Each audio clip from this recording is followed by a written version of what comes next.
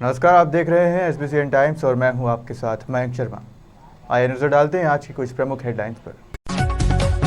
जनसुनवाई के दौरान शासन भवन में आया पंचायत चुनाव के फॉर्म नहीं भरने देने का मामला, पूर्व सरपंच पर लगाया दादागिरी का आरोप। नीमच के अफसाना बी ने की ईमानदारी की मिसाल पेश, सड़क पर मिला पैसों और दस्तावेजों का थैला पुलिस की उपस्थिति में मालिक तक पहुंचाया। बुलेटिन में रुक करते हैं मंदसौर की खबरों की तरफ। थाना नारायणगढ़ पुलिस की सक्रियता से सूने मकान में ताला तोड़कर चोरी की घटना को अंजाम देने वाला आरोपी पुलिस गिरफ्त में आ चुका है।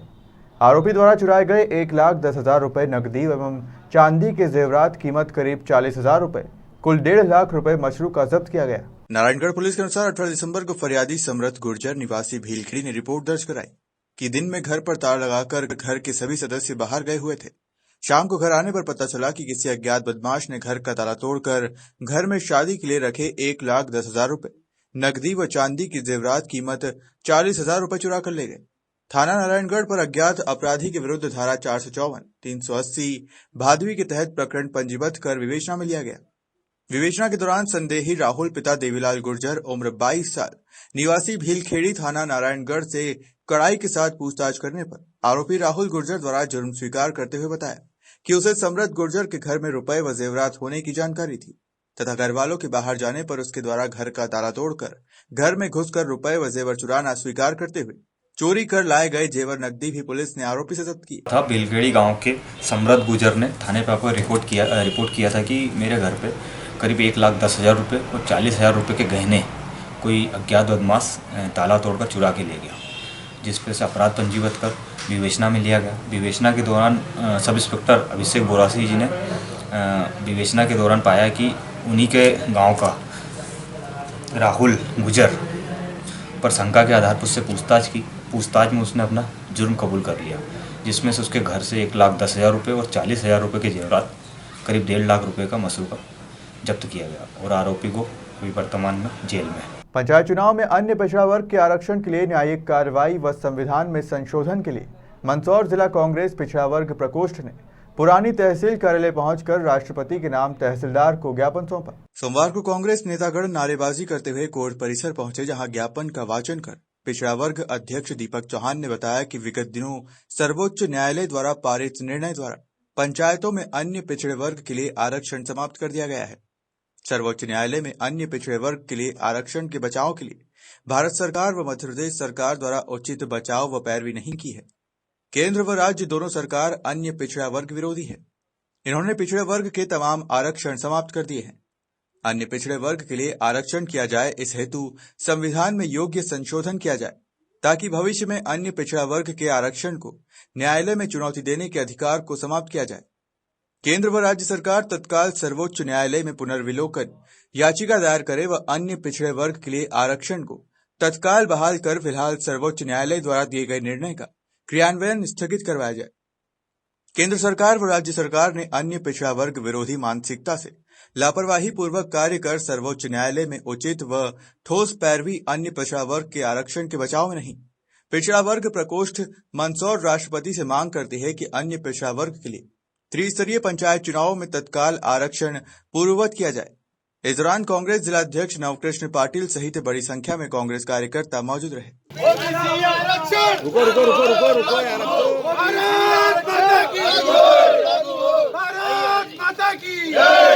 भाजपा तेरी गुंडागिर्दी नहीं चलेगी, नहीं चलेगी। भाजपा तेरी तानाशाही नहीं चलेगी, नहीं चलेगी। पिछड़ों का आरक्षण वापस लो, वापस लो, वापस लो, वापस लो, वापस लो। आरक्षण को लागू करो, लागू करो, लागू करो। पिछड़ों का आरक्षण लागू करो, लागू करो, लागू करो। भारतीय जनता पार्टी की मध्य प्रदेश सरकार ने विगत 2 वर्षों से पंचायत चुनाव को टाला और अब जब चुनाव की घोषणा की गई तब भी भाजपा की नीयत साफ नहीं थी और वे चाहते थे कि किसी भी माध्यम से यह चुनाव स्थगित हो जाए।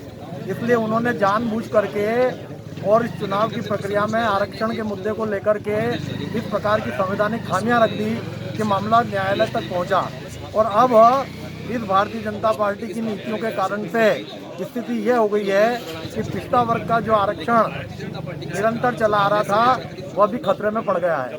ऐसी स्थिति में कांग्रेस ये चाहती है कि समाज के सभी वर्गों को पंचायत राज संस्थाओं में प्रतिनिधित्व मिले। इस दृष्टि से इस आरक्षण के बारे में वैधानिक और संवैधानिक स्थिति सुनिश्चित की जाए और इसमें सरकार की भूमिका महत्वपूर्ण होती है, उस भूमिका को वो निभाए। लेकिन दुर्भाग्य से मध्य प्रदेश के पिछड़ा वर्ग को प्रतिनिधित्व से वंचित करने का षड्यंत्र किया जा रहा है और उसके विरोध में कांग्रेस अपनी बात को पुरजोर ताकत से जनता के सामने, सरकार के सामने रख रही है। 2014 में जो चुनाव हुए थे और रोटेशन पद्धति से अभी जो चुनाव हो रहे हैं वो रोटेशन बदलना था। यानी जो सीटें 2014 में हरिजन, पिछड़े या सामान्य थी उसकी जगह आप सामान्य, पिछड़ा, महिला अलग अलग उसमें रोटेशन में आए, ताकि संविधान की भावना के अनुसार जो पंचायती राज के जो कानून में बना रखा मध्य प्रदेश के उसमें उन सबको अवसर मिले चुनाव लड़ने का।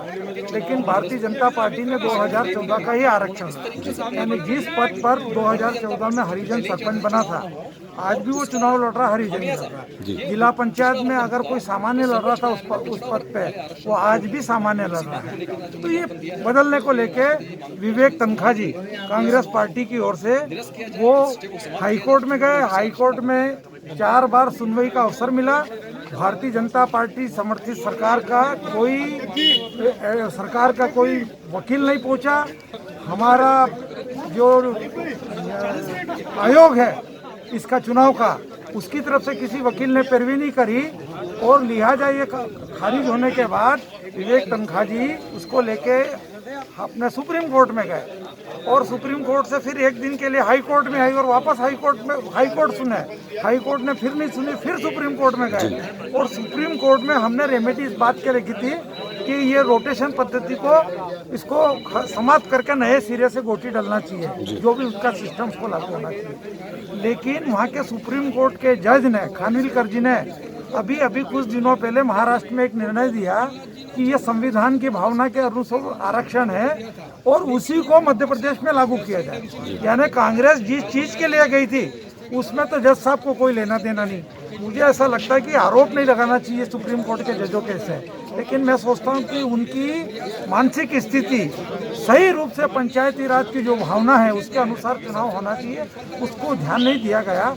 उसी को बात का लेकर हम यहाँ पे आए कि शिवराज जी, आप समय पे अपना वकील भेजते, आपके वकील सुप्रीम कोर्ट में इस दलील के टाइम पे आयोग का वकील, दोनों वकील चुप रहे। उनको बोलना था कि नहीं साहब, ये रेमेडी जिस चीज़ के लिए आया उस पर आप विचार करिए। तो इसका पूरा दोष भारतीय जनता पार्टी पे जाता है और पिछड़ा वर्ग के लोग, इसमें कांग्रेस और भारतीय जनता पार्टी का सवाल नहीं, पिछड़े वर्ग के तमाम लोग इस भारतीय जनता पार्टी की नीतियों से आहत हुए और उसको लेके हमने कहा दिया ये चुनाव स्थगित होकर नए सिरे से रोटेशन। मंदसौर के पीजी कॉलेज परिसर में टीम रक्तवीर मंदसौर और MP 14 unity of blood bank team सहित इनरव्हील क्लब द्वारा रक्तदान शिविर का आयोजन किया गया। रक्तदान के इस शिविर में बड़ी संख्या में रक्तवीरों ने भाग लिया। शहर के पीजी कॉलेज परिसर में टीम रक्तवीर मंदसौर और MP 14 unity of blood team के साथ इनरव्हील क्लब ने संयुक्त रूप से स्वैच्छिक रक्तदान शिविर का आयोजन किया। इस शिविर में करीब 28 मतदाताओं ने रक्तदान किया।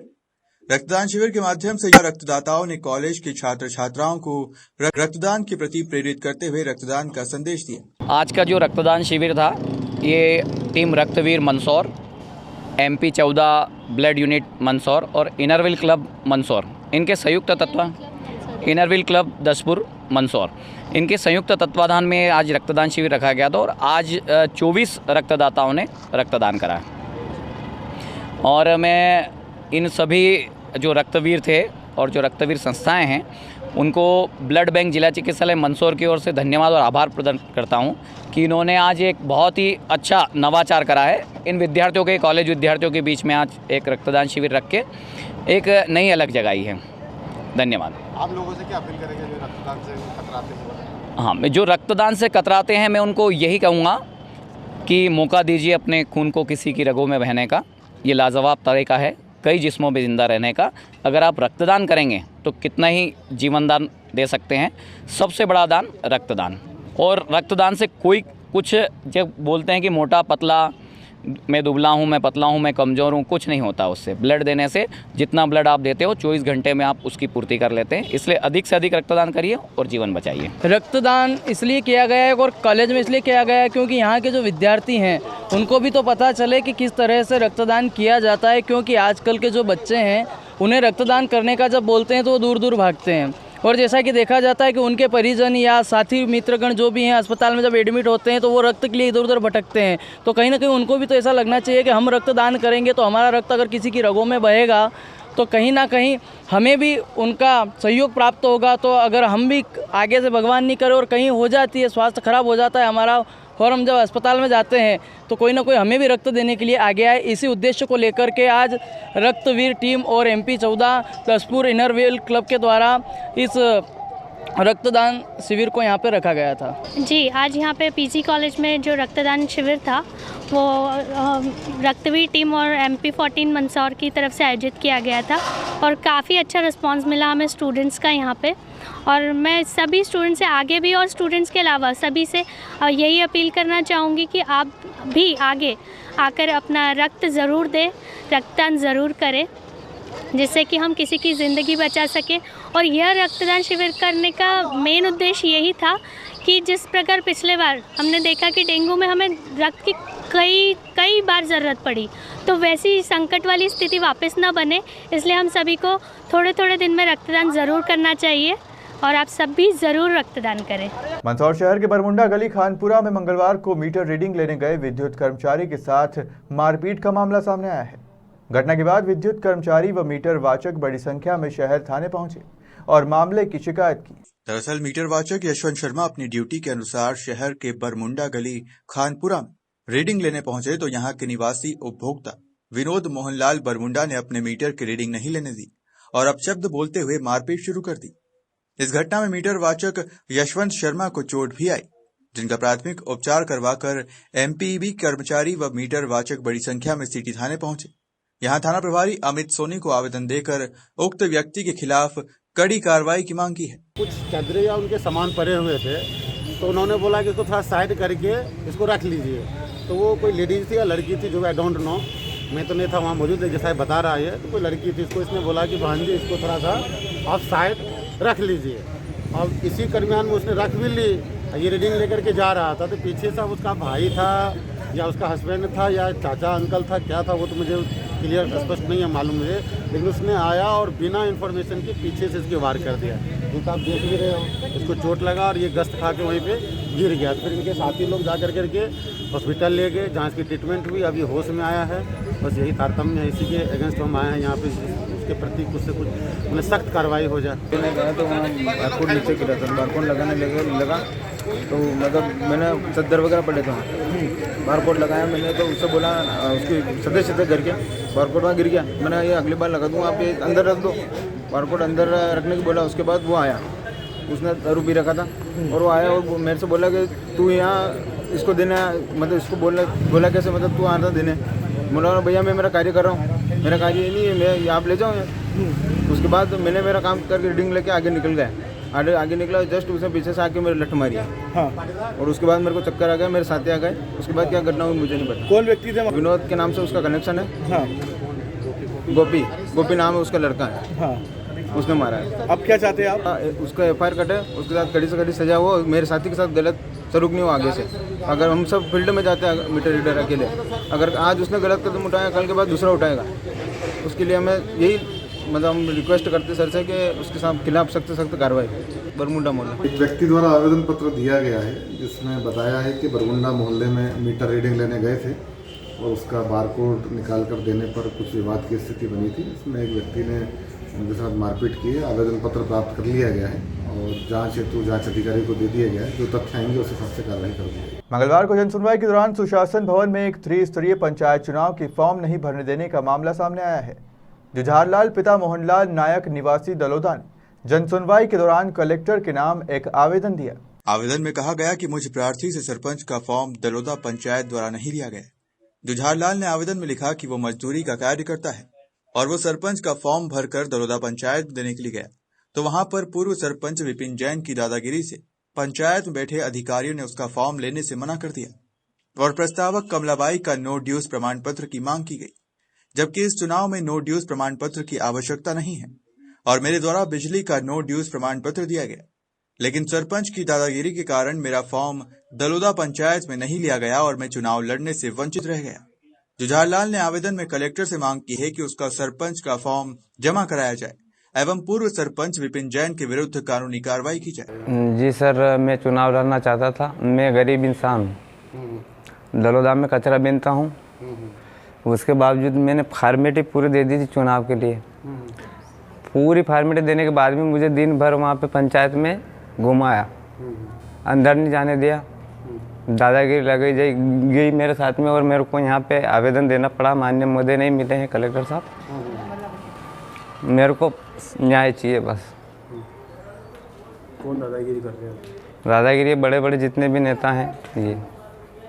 काई के लिए आपने वहाँ पे आवेदन वगैरह किया था? काई के लिए? मैं सरपंच का चुनाव लड़ना चाहता हूँ सर, पंचायत से, दलोदा चौपाटी से। तो आप यहाँ पे आए क्या कुछ आपने? यहाँ पे कुछ भी नहीं, इन्होंने तो कह दिया कि माननीय तहसीलदार साहब महोदय को पहुँचा देंगे हम। इतने में तो वो चुनाव ही हो जाएंगे सर। कहाँ रहते हो? दलोदा चौपाटी सर। मंदसौर जिला कांग्रेस अध्यक्ष नवकृष्ण पाटिल ने जिला कांग्रेस कार्यालय पर मीडिया से चर्चा करते हुए कहा कि त्रिस्तरीय पंचायत चुनाव में पिछड़ा वर्ग के आरक्षण को लेकर कांग्रेस पार्टी कभी न्यायालय नहीं गई है। न्यायालय में जो भी गया है वो उनका अपना व्यक्तिगत मामला है। कांग्रेस पार्टी इससे सरोकार नहीं रखती है। कांग्रेस पार्टी हमेशा जनहितैषी कार्य करती है। कांग्रेस ने दिग्विजय सिंह सरकार के दौरान पिछड़ा वर्ग को 27% आरक्षण देने का कार्य किया था। प्रदेश सरकार द्वारा पिछड़ा वर्ग के लोगों के साथ दुर्व्यवहार किया जा रहा है। आज भारतीय जनता पार्टी में पिछड़ा वर्ग के नेताओं में भी इस बात को लेकर आक्रोश है। प्रदेश सरकार को चाहिए कि जिला पंचायत, जनपद पंचायत के चुनाव आरक्षण के साथ ही हो। जब तक त्रिस्तरीय पंचायत चुनाव आरक्षण के साथ नहीं होते हैं तब तक पंचायत चुनाव को स्थगित किया जाना चाहिए। पाटिल ने कहा कि जिला पंचायत के चुनाव में उम्मीदवारों को लेकर कांग्रेस पर्यवेक्षक के माध्यम से सूची जारी करेगी। जनपद पंचायत के बारे में सूची जारी करने को लेकर विचार चल रहा है। ये कब होंगे चुनाव और कैसे होंगे, क्योंकि कानूनी परिस्थितियां क्या है उन्होंने कहा। लेकिन अगर शिवराज जी की सरकार 15 महीने से है, अगर सरकार अलर्ट होती तो आज पिछड़ों के साथ ये तमाशा नहीं होता। और कैसी हास्यास्पद स्थिति है कि पिछड़ों की सीटों पे चुनाव नहीं हो रहा और बाकी 1000 पे चुनाव हो रहा है। तो जब सुप्रीम कोर्ट ने जो निर्णय दिया, उस निर्णय के तत्काल बाद हमारे मोदी जी भी पिछड़ा वर्ग का बहुत अलाप रखते हैं। केंद्र सरकार और राज्य सरकार जो अपने अपने स्तर पर ऑर्डिनेंस लाकर और उसको फिर पास करवाती रहती और ये चुनाव की नए सिरे से घोषणा कर देती। मेरा ये है कि 15 महीने जो पिछले 2014 में जो चुनाव हुआ, जहाँ पर सरपंच पिछड़े वर्ग का था, जिला पंचायत का सदस्य सामान्य वर्ग का था और कहीं एससी का था। रोटेशन क्रम का पंचायत राज में व्यवस्था है कि सबको मौका मिले। आपने उठा के वापस 2014 का ही क्रम पे चुनाव लड़ाएंगे तो ये तो बड़ा भेदभाव है। अब आप सांप निकल गया और आप लकीर पिट रहे हैं। आपको तत्काल उस दिन फैसला आया, उसी दिन चुनाव स्थगित कर देना चाहिए था। ये तो अभी विधानसभा में भी हंगामा मच रहा है। इस सदन स्थगित हो गया 3 बजे तक। और मुझे खुशी है कि भारतीय जनता पार्टी के जो विधायक है पिछड़ा वर्ग के, वो भी इस लड़ाई में कांग्रेस के साथ है। और हम लड़ाई पिछड़ा वर्ग की लड़ाई सड़क से लेकर संसद तक हम लड़ाई लड़ेंगे। पिछड़ा वर्ग को छोड़कर अगर चुनाव होते हैं तो कांग्रेस में क्या करेंगे? नहीं, देखिए वो अपनी जगह वो स्थिति है। हम यही तो कह रहे हैं कि चुनाव स्थगित होना चाहिए। भाई ये तो सरकार के हाथ में है ना।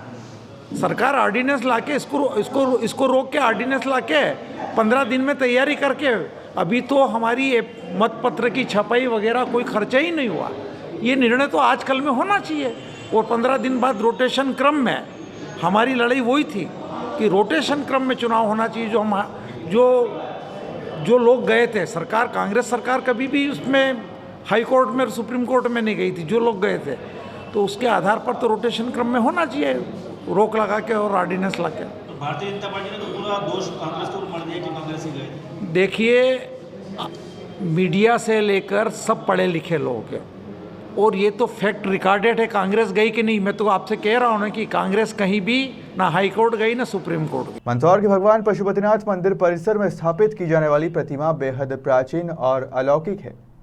जानकारों की माने तो सहस्त्रलिंग की ये प्रतिमा 1000 वर्षों से भी पुरानी है।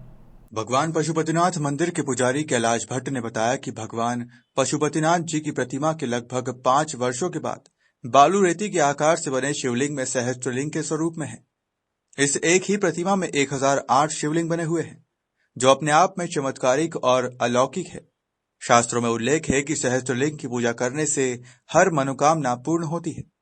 बताते हैं कि बालू रेती से बनी हुई ये प्रतिमा 1000 वर्षों से अधिक प्राचीन है। सहस्त्रलिंग की ये प्रतिमा भगवान पशुपतिनाथ मंदिर के निकट बहने वाली मां शिवना की गोद से निकली थी। कई वर्षों तक ये बाहर रखी हुई थी।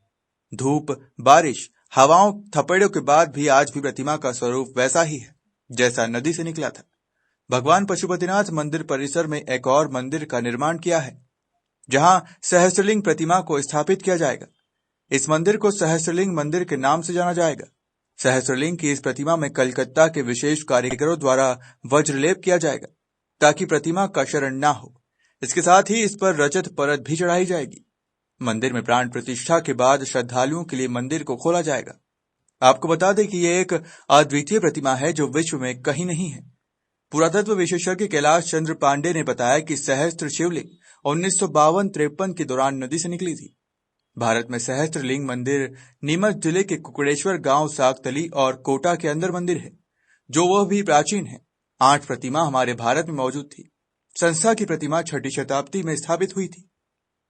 प्रबंधक राहुल रोनवाल ने बताया कि यह शिवलिंग की प्रतिमा शिवना नदी से निकली थी। इस प्रतिमा को 50 साल से अधिक हो गए हैं। इसकी स्थापना पशुपतिनाथ मंदिर परिसर में की जाएगी।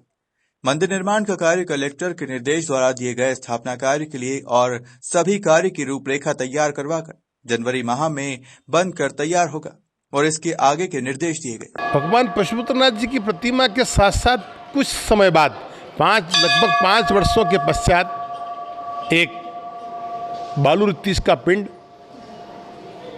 जिसमें 1008 शिवलिंग बने हुए हैं एक ही मूर्ति के अंदर। एक शिव जी की पूजा करने से 1008 लिंग सहस्त्रलिंग महादेव जी की पूजा होती है। और वो बालू रेती से बनी हुई निर्मित प्रतिमा कम से कम 1000 वर्ष से अधिक प्राचीनतम और काफ़ी प्राचीन लगती है। वो प्रतिमा भी माँ शिवना की गोद से अकस्मात प्रकट हुई थी। कई वर्षों तक यहाँ रखी रही। भगवान पशुपतिनाथ जी की कृपा से आज भव्य मंदिर बन गया है।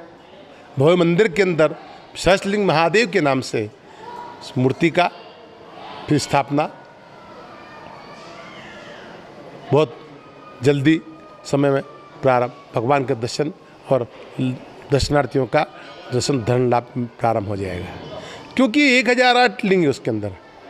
1008 शिवलिंग के ऊपर दूध, जल, पंचामृत अभिषेक करने से समस्त इच्छाएं, आकांक्षा, मनोकामना पूर्ण होती है। जो 1008 शिवलिंग अलग अलग होती है वो एक ही शिवलिंग पर हो जाती है। ऐसे दिव्य प्रतिमा, अद्वितीय प्रतिमा भारत में बल्कि विश्व में कहीं नहीं है। जो प्रतिमा, इतनी विशाल प्रतिमा आज यहाँ पर बहुत जल्दी ही स्थापित होने जा रही है। ये प्रतिमा 1500 वर्ष से अधिक प्राचीनतम प्रतिमा हो सकती है लगभग, ऐसा मेरा अनुमान है। इन्हीं में किसी शिल्पकार के दिमाग में इस बात की जागृति हुई और यह अद्भुत शिवलिंग उस समय में बना हुआ, यह लाइमस्टोन के ऊपर बना है और अद्भुत है। इसको अब पशुपतिनाथ प्रबंध समिति एक मंदिर निर्माण करके और उसको प्रतिष्ठित करने जा रही है। प्रतिष्ठा के पूर्व हम थोड़ा सा इसमें जो वर्षों तक नदी के अंदर पड़ी रही, इस कारण से कुछ इसमें स्क्रैच आदि है। उसके ट्रीटमेंट के लिए कलकत्ता से श्री श्रेयांश बनर्जी जो रसायनविद हैं उनको आमंत्रित किया गया है और वे आज इस नगर में पधार भी गए हैं। आगे जाकर के इसकी एक अनुपम बड़ी सुंदर जलाधारी का निर्माण करने का भी आदेश कलेक्टर महोदय ने कर दिया है और जलाधारी बहुत शीघ्र ही बन के, और ऐसी कल्पना है, ऐसा विचार है कि मकर संक्रांति तक इस मंदिर का कार्यक्रम लगभग गर्भगृह का पूरा हो जाएगा और बहुत निकट भविष्य में ये मंदिर में पूजा के योग्य बन जाएगी, ऐसा हमारा विश्वास है। यह प्रतिमा जो इसकी शैली है, शैलीगत आधारों पे ये माना जा सकता है कि ये प्रतिमा दशपुर के ओलिकर राजाओं की, यानी ओलिकर सम्राटों का काल जो था, 4वीं-5वीं शताब्दी में था, तो लगभग 1500 वर्ष प्राचीन यह प्रतिमा प्रतीत होती है। और ऐसी प्रतिमा यद्यपि ठीक ऐसी नहीं है, लेकिन ऐसी इतनी ही पुरानी एक प्रतिमा सोंधनी में भी रखी हुई है, वह भी सहस्त्रलिंग है। और जो खंडित हो गया था उसको सुधार के भारतीय पुरातत्व सर्वेक्षण ने उसको सुधरवाया है। और वो आपने सोंधनी के स्तंभ अगर देखे हों, उसके सामने एक वटवृक्ष है, उसके नीचे उसको प्रतिष्ठित किया गया है। इस प्रकार से हमारे मंदसौर नगर में 2 सहस्त्रलिंग की प्रतिमाएं उपलब्ध हैं। एक पशुपतिनाथ घाट के ऊपर है जो अब सहस्त्रलिंग मंदिर में विराजमान होने वाली है, और दूसरी प्रतिमा यशोधर्मन के जो कीर्ति स्तंभ हैं उस परिसर में प्रतिष्ठित की गई है। आपका नाम? हाँ, मैं कैलाश चंद्र पांडे हूँ और मैं विक्रम विश्वविद्यालय में हमारे जो गुरु थे पद्मश्री डॉक्टर विष्णु श्रीधर वाकणकर जी का मैं शिष्य हूँ। इतिहास में मैंने 3 बार MA किया है और पिछले 42 सालों से मैं मंदसौर जिले के पुरातत्व और इतिहास कार्य के अंदर जुड़ा हूँ। सम्राट यशोधर्मन संग्रहालय का भी मैं संस्थापक सदस्य रहा हूँ। मूर्ति प्रतिमा, परशुधारी शिव, द्विलिंगी लकुलीश, ऐसी दुर्लभ प्रतिमाएं भगवान शिव की यहाँ बनाई गई है। इन्हीं में किसी शिल्पकार के दिमाग में इस बात की जागृति हुई और यह अद्भुत शिवलिंग उस समय में बना हुआ। यह लाइमस्टोन के ऊपर बना है और अद्भुत है। इसको अब पशुपतिनाथ प्रबंध समिति एक मंदिर निर्माण करके और उसको प्रतिष्ठित करने जा रही है। प्रतिष्ठा के पूर्व हम थोड़ा सा इसमें जो वर्षों तक नदी के अंदर पड़ी रही, इस कारण से कुछ इसमें स्क्रैच आदि है, उसके ट्रीटमेंट के लिए कलकत्ता से श्री श्रेयांश बनर्जी जो रसायनविद हैं उनको आमंत्रित किया गया है और वे आज इस नगर में पधार भी गए हैं। आगे जाकर के इसकी एक अनुपम बड़ी सुंदर जलाधारी का निर्माण करने का भी आदेश कलेक्टर महोदय ने कर दिया है और जलाधारी बहुत शीघ्र ही बन के, और ऐसी कल्पना है, ऐसा विचार है कि मकर संक्रांति तक इस मंदिर का कार्यक्रम लगभग गर्भगृह का पूरा हो जाएगा और बहुत निकट भविष्य में ये मंदिर में पूजा के योग्य बन जाएगी, ऐसा हमारा विश्वास है। प्रतिमा कितनी पुरानी है? यह प्रतिमा जो इसकी शैली है, शैलीगत आधारों पे ये माना जा सकता है कि ये प्रतिमा दशपुर के ओलिकर राजाओं की, यानी ओलिकर सम्राटों का काल जो था 4वीं-5वीं शताब्दी में था, तो लगभग 1500 वर्ष प्राचीन यह प्रतिमा प्रतीत होती है। और ऐसी प्रतिमा यद्यपि ठीक ऐसी नहीं है, लेकिन ऐसी इतनी ही पुरानी एक प्रतिमा सोंधनी में भी रखी हुई है, वह भी सहस्त्रलिंग है। और जो खंडित हो गया था उसको सुधार के भारतीय पुरातत्व सर्वेक्षण ने उसको सुधरवाया है और वो आपने सोंधनी के स्तंभ अगर देखे हों, उसके सामने एक वटवृक्ष है, उसके नीचे उसको प्रतिष्ठित किया गया है। इस प्रकार से हमारे मंदसौर नगर में 2 सहस्त्रलिंग की प्रतिमाएं उपलब्ध हैं। एक पशुपतिनाथ घाट के ऊपर है जो अब सहस्त्रलिंग मंदिर में विराजमान होने वाली है, और दूसरी प्रतिमा यशोधर्मन के जो कीर्ति स्तंभ हैं उस परिसर में प्रतिष्ठित की गई है। श्री पशुपतिनाथ मंदिर परिसर में सहज शिवलिंग की जो प्रतिमा के मंदिर का निर्माण किया जा रहा है और इसकी जलाधारी का भी निर्माण जो है सोमपुरा द्वारा किया जा रहा है। और सहज शिवलिंग की प्रतिमा भी जो है शिवना नदी की गोद से ही निकली थी। इसको भी काफ़ी साल हो गए, 50 साल से अधिक हो गए हैं इसको यहाँ पे रखे हुए, लेकिन इसकी प्राण प्रतिष्ठा स्थापना नहीं हो पाई थी किसी कारणवश। इसकी प्राण प्रतिष्ठा एवं स्थापना जो है अब पशुपतिनाथ मंदिर परिसर में की जा रही है। यहाँ भव्य मंदिर बनकर तैयार है और इसका स्थापना का कार्य जो है यहाँ पे शीघ्र अतिशीघ्र निर्माण काम जो है कंप्लीट किए जाने के निर्देश श्रीमान कलेक्टर महोदय द्वारा दिए गए हैं एवं स्थापना कार्य के लिए श्रीमान कलेक्टर महोदय द्वारा यहाँ पे समस्त कार्य और रूपरेखा तैयार करवा करके जनवरी माह में जो है इसकी स्थापना को लेकर के आगे निर्देश दिए गए हैं। 50 वर्ष से अधिक हो गए हैं इसको यहाँ रखे हुए। नदी से लगभग 1960 के लगभग ये प्रतिमा यहाँ पे निकली थी और निर्माण काम जो है मंदिर का चल रहा है और पुरातत्व वाले बता पाएंगे कि इस प्रतिमा कितनी पुरानी है और किस वर्ष में इसका निर्माण हुआ और ये सारी चीज़ें वो बता पाएंगे। सहस शिवलिंग जो है प्रतिमा का नाम है। सहस शिवलिंग जो है इसमें 1008 छोटे छोटे शिवलिंग हैं। एक बार दूध और जल से अभिषेक करने पर इसमें 1008 भगवान शिव के अभिषेक का पुण्य फल हमें प्राप्त होता है। इस प्रकार ये प्रतिमा यहाँ पे विराजित की गई है। मंगलवार को कांग्रेस जनों ने पिपलिया मंडी में रेलवे फाटक 141 पर हो रहे ओवरब्रिज निर्माण में अनियमितताओं को लेकर धरना प्रदर्शन किया। कांग्रेस जनों ने बाईपास मार्ग पर जाम लगाकर आधे घंटे तक नारेबाजी की। बाद में कलेक्टर के नाम ज्ञापन तहसीलदार को दिया। नायब तहसीलदार मुकेश शर्मा को ज्ञापन देते हुए वाचन करते हुए ब्लॉक अध्यक्ष अनिल शर्मा ने ओवरब्रिज ठेकेदार पर अनियमितताओं को बताया। दरअसल ओवरब्रिज निर्माण के दौरान वाहन चालकों को आने जाने में भारी परेशानी उठाना पड़ रही है। बाईपास मार्ग भी अपनी दुर्दशा पर आंसू बहा रहा है। अनिल शर्मा ने बताया कई बार ठेकेदार को अनियमितताओं के बारे में बताया मगर ठेकेदार को जू तक नहीं देंगे। अगर 7 दिवस में अनियमितताओं को खत्म नहीं किया गया तो आंदोलन किया जाएगा।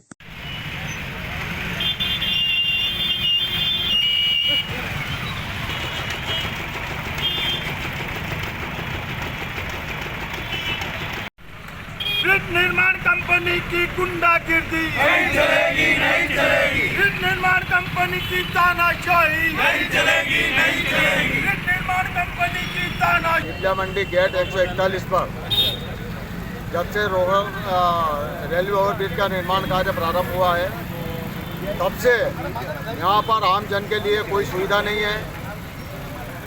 धूल उड़ रही है, 3 बार पानी का छिड़काव होना चाहिए, पानी का छिड़काव भी नहीं हो रहा है।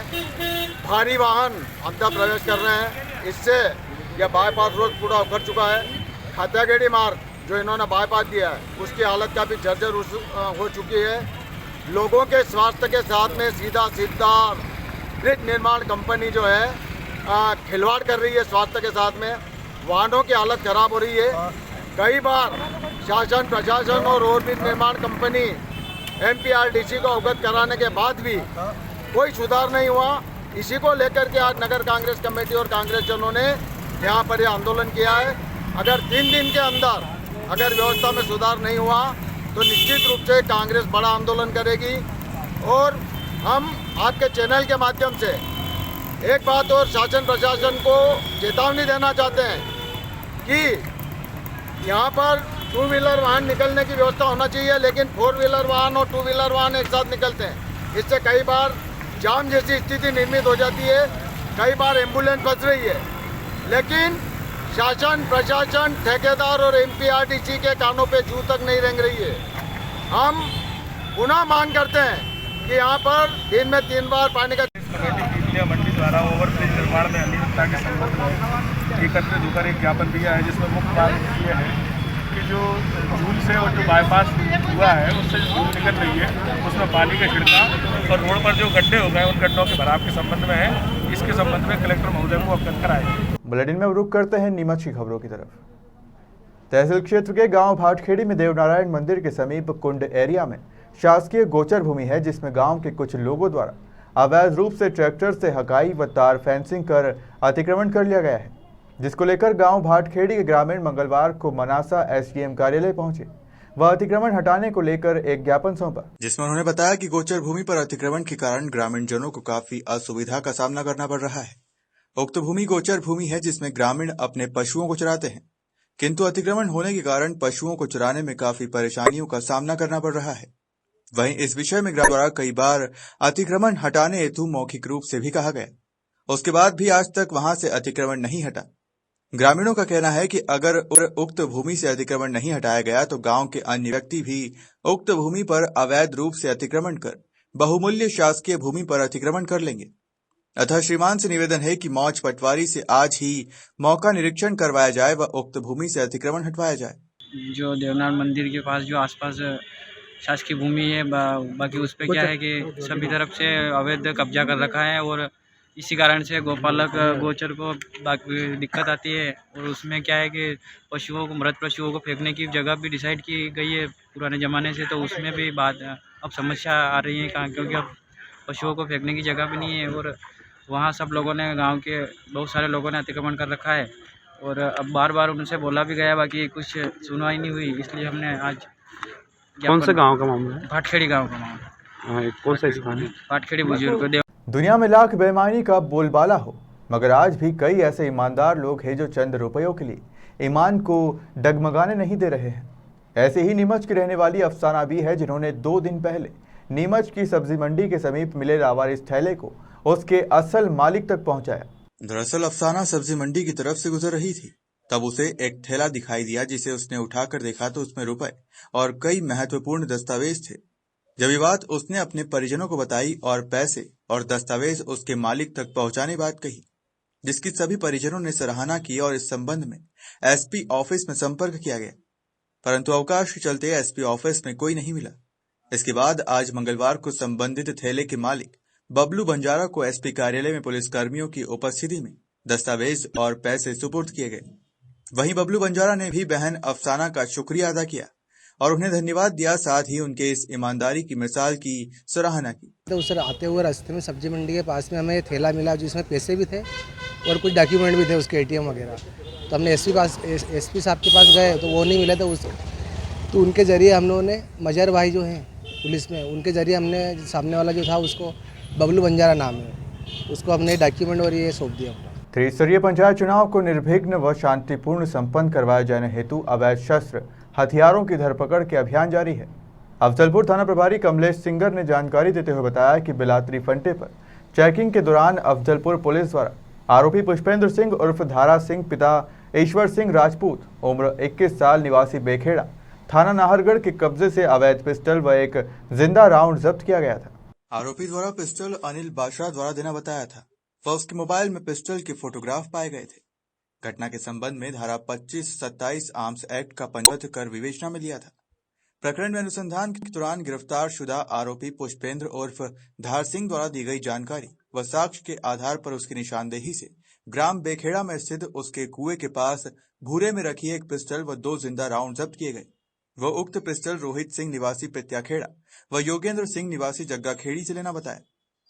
दिनांक 18 दिसंबर 2021 को प्रकरण में फरार आरोपी अनिल पिता रमेश पाछड़ा निवासी निर्धारी को डिगांव माली से गिरफ्तार कर उसके कब्जे से एक अवैध पिस्टल जब्त की गई। अनिल बाछड़ा से पूछताछ में प्रकरण में जब्तशुदा पिस्टल ग्राम डोडिया मीणा के पप्पू दायमा पिता हजारी जाति बाछड़ा व नरेंद्र दायमा पिता गंगाराम जाति बाछड़ा से लाना बताया गया। पप्पू बाछड़ा व नरेंद्र बाछड़ा की तलाश डोडिया मीणा रोहित पिता मदन सिंह राजपूत निवासी ग्राम पित्याखेड़ी व योगेंद्र सिंह पिता धन सिंह राजपूत निवासी जग्गाखेड़ी से लाना व देना बताया। उक्त चारों की तलाश घटना के बाद से फरार है। प्रकरण में गिरफ्तार शुदा आरोपी पुष्पेंद्र व अनिल द्वारा पूछताछ के दौरान अवैध हथियारों के गिरोह के सदस्यों की जानकारी दी गई। वो बताया कि पप्पू दायमा व नरेंद्र दायमा अवैध हथियारों का धंधा करते हैं। वो राजगढ़ की तरफ से अवैध शस्त्र व राउंड लाते हैं व मंदसौर क्षेत्र में लोगों को सप्लाई करते हैं। दोनों आरोपी गणों से बारीकी से पूछताछ करने पर आरोपी अनिल की निशानदेही से आज ग्राम बड़वन से आरोपी पंकज पिता ईश्वरलाल गोयल उम्र 28 साल जाति भांभी को गिरफ्तार कर उसके कब्जे से अवैध शस्त्र पिस्टल व राउंड जब्त किए गए। प्रकरण की अब तक की विवेचना में पाया गया कि मंदसौर जिले में अवैध हथियार लाकर सप्लाई करने वाले मुख्य सरगना पप्पू दायमा पिता हजारी जाति बाछड़ा व नरेंद्र दायमा पिता गंगाराम जाति बाछड़ा निवासी डोंडिया मीणा है, जिसके गिरफ्तार होने पर अन्य अवैध शस्त्र जब्त होने की पूर्ण संभावना है। पुलिस ने 4 फरार आरोपी गणों की तलाश हेतु अनुसंधान जारी रखा है और अन्य शस्त्र जब्त होने की संभावना है। फरार आरोपी पप्पू दायमा का पूर्व आपराधिक रिकॉर्ड होना पाया गया है। नीमच के श्री सांवलिया सेठ पैदल यात्रा मित्र मंडल के तत्वाधान में मंगलवार को जिले के ग्राम सरवानिया महाराज से सांवलिया सेठ की तृतीय 2 दिवसीय पैदल यात्रा सुबह 6 बजे श्री वीर हनुमान मंदिर रावला चौक से पूजा अर्चना कर ढोल धमाके डीजे के साथ राजस्थान के मंडफिया स्थित सांवलिया सेठ के लिए रवाना हुई।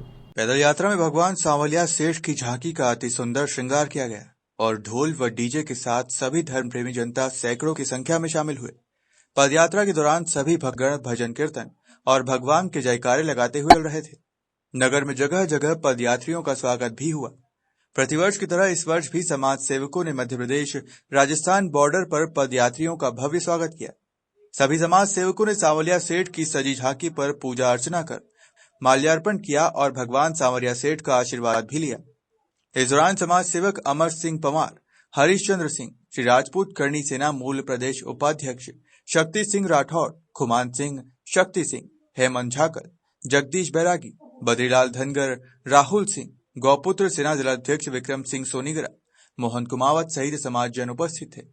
स्वागत और आरती के पश्चात यात्रा निम्बाहेड़ा राजस्थान की ओर प्रस्थान हुई। मनासा नगर की अयोध्यापुरी पंजाबी समाज धर्मशाला में सिंधवानी परिवार द्वारा 7 दिवसीय भागवत कथा का आयोजन करवाया जा रहा है, जिसमें दिनांक 21 दिसंबर मंगलवार 7वें अंतिम दिवस पर कथावाचक स्वामी दिव्यानंद तीर्थ महाराज के मुखारविंद से भागवत कथा से जुड़ी कृष्ण जन्मोत्सव, कृष्ण रुक्मणी विवाह, गीता सार सहित अन्य वर्णन पर भक्तगणों को पाठ सुनाए गए। साथ ही भक्तिमय संगीत पर श्रोताओं ने आनंद लिया।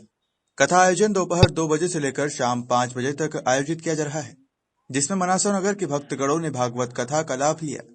कथा के उपरांत आरती कर महाप्रसादी वितरण की गई व कथा आयोजन का समापन किया गया।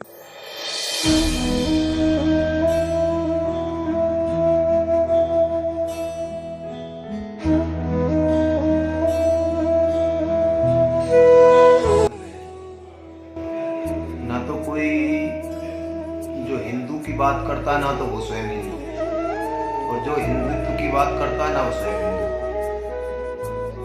जो हिंदुत्व की बात करते हैं वो वोट के लिए करते हैं, और जो हिंदू की बात करते हैं वे भी वोट के लिए करते हैं। जिन जो आज कहते हैं हिंदुओं का समर्थन करते हैं, ना आज तक उन्होंने हिंदुओं के लिए कुछ करा।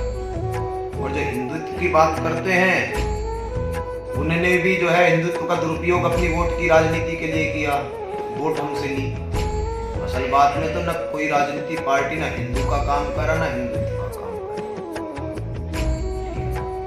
हिंदू को फॉलो करना ही हिंदू, दो अलग धाराएं नहीं। और दूसरी बात, आज हमारे सनातन धर्म का विकृत रूप आप देखने में मिल रहा है। विकृत रूप क्या है कि सनातन धर्म को पूरी तरह से हमने समझा नहीं और गलत तरीके से प्रस्तुत किया। किसी भी धर्म को क्षति पहुंचाना ये हमारी परंपरा में नहीं है। हमारी परंपरा सबको साथ लेके चलने वाली परंपरा है। मैं अपनी परंपरा का उदाहरण देता हूँ आचार्य शंकर की परंपरा का। शंकराचार्य भगवान जो है बौद्धों के साथ शास्त्रार्थ करा जी, और बौद्धों के साथ शास्त्रार्थ में उन्होंने कहा कि भाई तुम कहाँ तक जानते हो पहले ये बताओ। उन्होंने शास्त्रार्थ में जो है अपनी बात, उन्होंने डिबेट में अपनी बात रखी कि साहब हम तो यहाँ तक जानते हैं जी। उन्होंने माना कि ठीक है भाई यहाँ तक जानते हो, यहाँ तक मैं भी मानता हूँ, इसमें एक लाइन और जोड़ लो। क्या के साथ एक लाइन उन्होंने कहा ठीक। तो कहने का तात्पर्य है हम जो है सभी बातों को खंडन करें ये गलत। हर चीज से हमें सीखना चाहिए और उसे अपना के चलना चाहिए। हम अगर ये कहें कि ये नहीं, अगर ऐसे करेंगे तो फिर आज हम कितने रह जाएंगे। हमें आज हिस्सों में नहीं करना। अगर आज हम अपने आप को हिस्सों में किस रूप में बांट रहे हैं, क्योंकि हम अपनी मानसिकता को संकीर्ण कर रहे हैं। किसके कारण?